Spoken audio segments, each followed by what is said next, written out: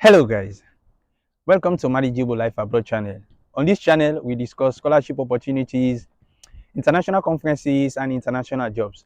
If any of this interests you, kindly subscribe to the channel. Today's video is going to be very much interesting. I'm going to take you through, as you've seen from the title, how you can use $1,000 to study in the United States, especially for master's students. So I'm going to break down the process. I'm sitting outside my campus, as you can see. It's so lively here. Of course, at the time of recording this, I'm an international student studying my master's in civil engineering.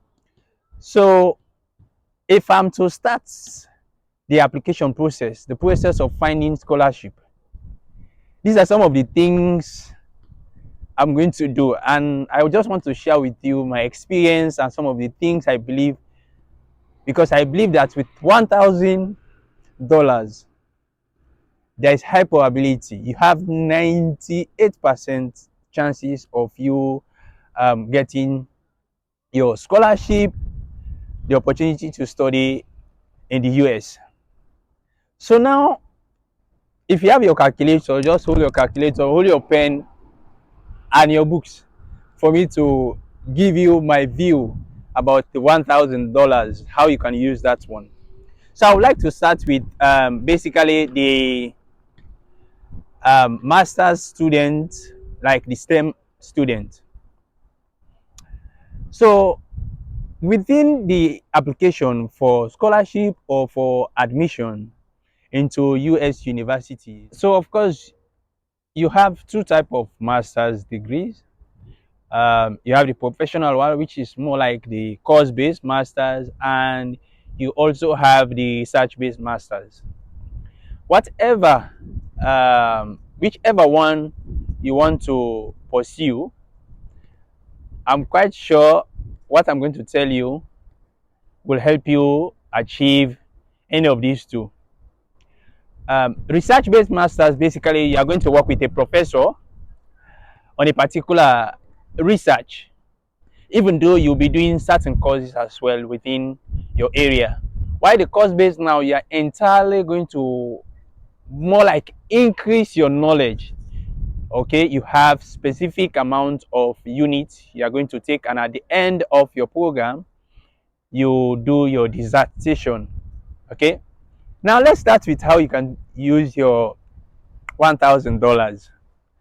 The first thing, of course, you need to have documents in order for you to be admitted into any of US universities. Of course, there are certain documents you can get without paying, and there are others that you need to pay. First of all, you need to have the mindset before we go into the document. You need to have the readiness. You need to be ready, have the mindset that this year or next year I am going to the US. You need to have the faith that I'm going to the US. That's the first thing I want you to have. Now, with that in mind, the next thing, you want to prepare your documents. You need to have all your documents in place. And what are some of these documents? Of course, I'm going to break down these documents one after the other. The first document you need to have, of course, has to do with your credentials. I mean, like your first degree, transcript, and your first degree certificate. You need these documents for you to apply to US universities, either for admission or for scholarship. Of course, certain universities, you don't have to pay for these papers because you've paid your fees while you were attending the university. So at the end of your program, you are expected to have these documents. So at the end of the program, you are given your documents, your transcript, and your certificate. While for some universities, you have to pay at the end of your program. You have to pay for this document. So for those that you have to pay, no matter the amount, out of this 1,000, you are going to take some money and pay. Let's say it's not even up to $200. Okay, you pay for this transcript, you pay for this document. The other document you may want to have is your, of course, your passport. You can't study out of your own country, or you can't study within the US without having a passport. It's a pass to the port of entry. So you need a passport. So let's say you take part of this money. Remember, we are going to use this money only for us to be admitted and for us to study within the US. So you don't want to use this money for any other purpose. That's what I'm saying. That's how you use the $1,000. So now you take part of this money and pay for your passport. Now you have a passport, you have your transcript, you have your degree certificate. What are some of the other documents that you need? Of course, you need recommendation letters. And 60% I'm confident that you won't pay for your recommendation letters. You only have to talk to your past tutors. I mean, like either professors or lecturers. Or if you are employed, then you may want to talk to your employers as well, maybe to write you one. And in most cases, the maximum amount of recommendation letters a university will request from you will be like 3. And most often, it will be like you have to include, like you have to have academic recommenders. So these people will be like your past lecturers. And professional, you have to contact your employers for them to write you one of these recommendation letters. Now, these people, what I want you to know is this. You don't just have to tell them for them to write you a recommendation letter. What I would advise and what I have always been saying is this. You write a perfect recommendation letter because you know yourself better. Write a perfect recommendation letter that speaks highly of you, okay? And give a Word document to your recommenders so that they have less to do. Because these people have so many things to do.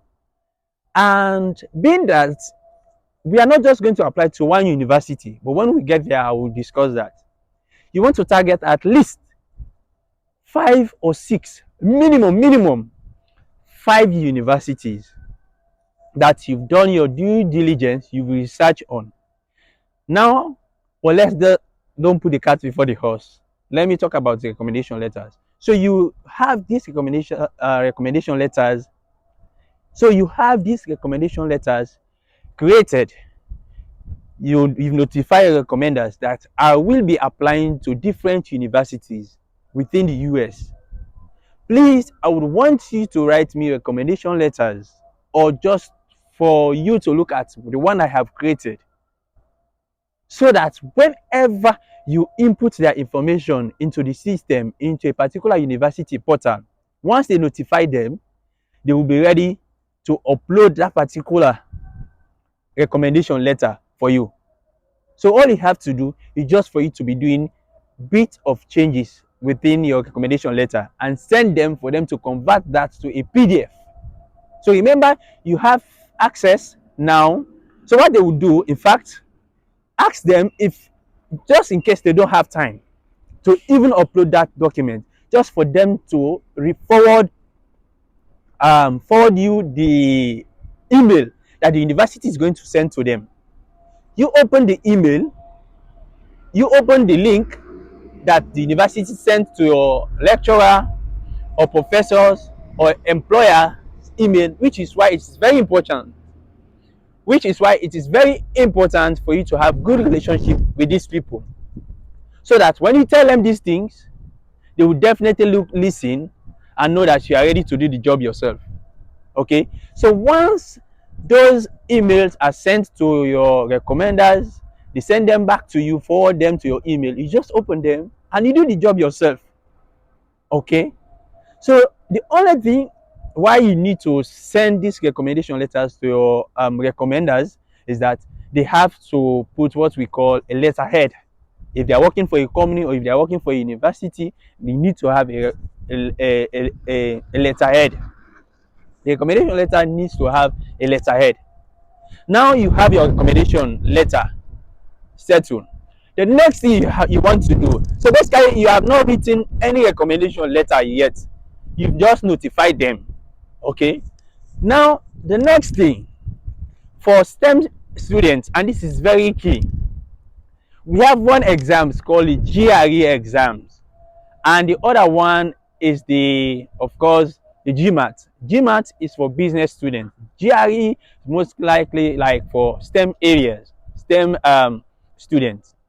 So you pay a certain amount of money to write these exams, and these are exams. This is an exam you write online. So at the time of recording this video, you pay $220 for this exam. So you've taken part of this money again out of the $1,000 to pay for the exams. You buy yourself Wi-Fi, private Wi-Fi, because you know you have to study online. You don't want to be, especially if you don't have access to internet. So buy yourself a private Wi-Fi. You subscribe that Wi-Fi with this amount as well, the same 1,000. Study for these exams. I mean, like really study. Give yourself maximum of 3 months. Remember, your aim is for you to go and study in the US. And you know what it means. If you have the opportunity to study in the US, your life will never be the same again. Trust me. So, you have to be dedicated in your study. Remember, this is like your ticket. Study for these exams. And I bet you, if you pass that exams, send me a message. Check for my videos. And tell me that I have taken these exams and I have passed. Let's say a minimum of 310. Send me an email or just message me. Put your comments or whatever on the comment section, in the comment section, and trust me, I will do you the job. I will take your papers and apply for you and see how you get your scholarships. So now let's say you've passed, you have a better grade. Okay, the next thing is for you to research for universities that offer your program. And of course, if you don't know how to apply to any university, I have created a video on that, how to apply to any university around the world. You still need my assistance. I'm always available to assist you. So now the next phase of you going to the US is for you to research for universities that offers your program. Now you have the universities, you've looked at the requirements, and for students that are from an English-speaking countries, most often it's not something in fact you have to stress on. Most often the universities do waive these criteria for us, for English-speaking countries. If you are not from an English-speaking country, what will you do? Of course, you write these exams. You have the TOEFL exams, and they are not expensive. I mean, like out of the 1,000 you've put aside for you to study abroad, I mean that's where I'm coming from when I mean like they are not expensive. Okay, so you are going to take some money, of course, and pay for the TOEFL or IELTS exams, and write these exams as well. Besides, one thing I want you to know, you are a student and you should not be afraid of exams. Okay, once you are ready, you are prepared, I bet you are going to pass. These exams are not as difficult as other people think. It's about dedication. You have to be committed.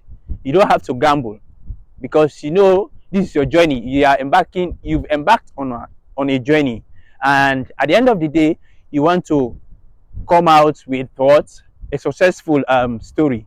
Okay, so now you've taken the exams, you've done your research for the university that offers your program. Okay, the next thing you have to do, you have to reach out to graduate coordinators. Their contact information within this website, the university website. Reach out to a graduate coordinator, asking them about potential funding for students like you as an international student in your particular area. Like, I mean, each department or faculty has what we call graduate coordinator.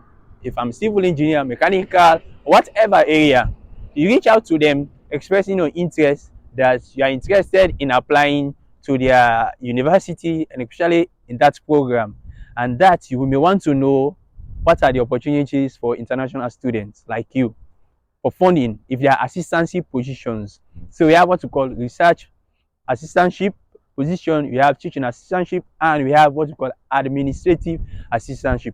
The teaching assistantship, you are going to teach a particular module under the supervision of an experienced professor or a lecturer. Then at the end of the day, this university is going to pay your tuition fee and give you as well a living and provide you with living expenses and provide you with stipend, okay, and provide you with stipend as well, okay. So the research, of course, the same thing. So now the administrative, you are just more like going to work um, within the faculty or department, maybe to respond to emails, or maybe there are certain things you do basically, okay. So now the next thing, you have to wait to get positive response from these graduate coordinators you've sent emails to.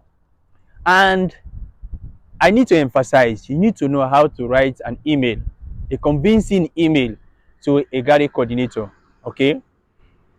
Your subject lines should align with what you are going to write. And when writing them this email, always attach your transcript, your curriculum vitae, okay, or CV or resume, and of course, remember now you have taken the GRE or GMAT, and attach these scores as well. Trust me, I bet you 600% of those you will be sending emails to, 80% will respond to you with positive feedback. And once you get positive feedback from them that yes, okay, we are happy that you are interested in our program and we look forward to seeing your application. Trust me, next is just for you to apply to these universities. Apply to the university. So before applying, remember you've spoken to your recommenders, because this is key. There are certain things you cannot control. So reach out to your recommenders, telling them that I want to apply to this university. Please be aware, there will be an email coming at any time once I'm done with the application, once I submit my application, okay? So you start your application, and the next thing, you are going to receive your offer letter. And trust me, if you receive a positive response from the graduate coordinators with your GMAT or GRE perfect score, you are going to not only be admitted, but also have some funding opportunities. Because remember, you've asked for these funding opportunities by email and you've received positive response. And someone might say, okay, what about if I don't receive any positive response? There is no way. I bet you get a perfect score and reach out to these people. Because you know, one thing I want you to know, for every university within the US, most of the, I mean, like this top university or even average universities, they have funding opportunities for graduate students, especially those that are interested within the research. But even if you are not interested in research, with your score, your perfect score, the GRE or GMAT will definitely give you opportunity for you to have scholarship. Now, let's say I'm afraid of writing these exams because, you know, either maybe because, you know, exams in general, people are afraid to write exams. The other thing you should do, you should be in the process of applying to these universities as early as possible. So if you know that most of the deadlines, like if you're applying for fall semester starts like August and September intake. If you're applying for those ones, you need to be like 1 year preparation. So if I want to apply now, let's say this is let's assume this is August, and I want to apply for the next fall intake, I need to start preparing now, like June, July. I need to start sending emails to graduate coordinators for the next academic year, for the next intake. So you have plenty time to look for scholarship, I mean universities. You write them down, let's say minimum of 10. So you don't want to write exams. So list at least a minimum of 10 universities. Look at the admission requirements and basically don't go for those with GRE scores because you know you don't have it. Okay, so reach out to the guided coordinators expressing your interest, and if you're someone who is not ready to write these exams, one other way you can easily get scholarship, you have to be ready to do a research based master. So you reach out to professors expressing your interest, and you have to be smart and be ready to work with professors. Write them very impressive emails that they cannot resist.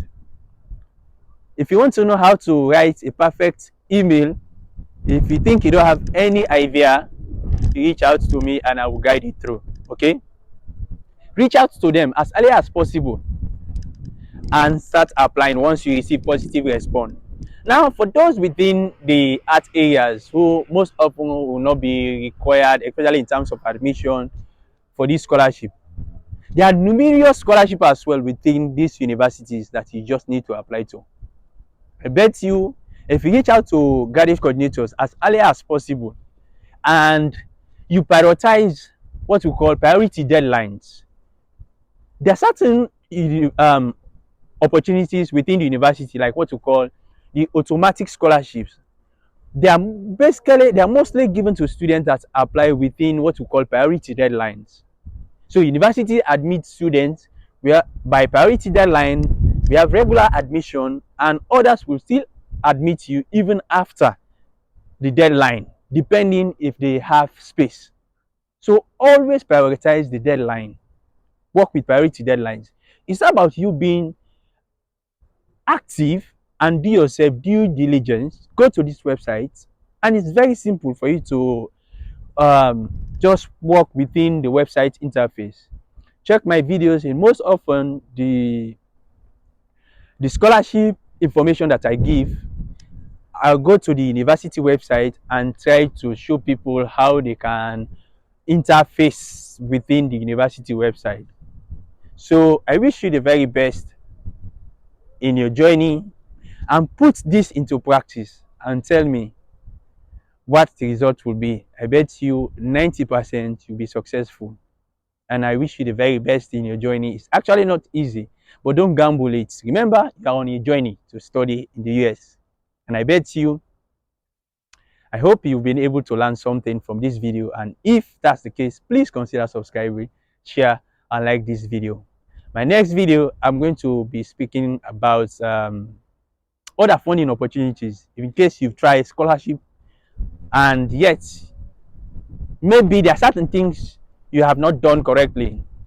And remember, your statement of purpose, personal statements, and motivational letters, how to write them, check my videos. You'll never be um, you will never be a victim of those who may find it very difficult to write recommendation letter. Check that video and see how to write a perfect how to write a perfect motivational letter. I keep mixing these things up. Okay, personal statement and of course statement of purpose. Okay, I wish you guys the very best. That's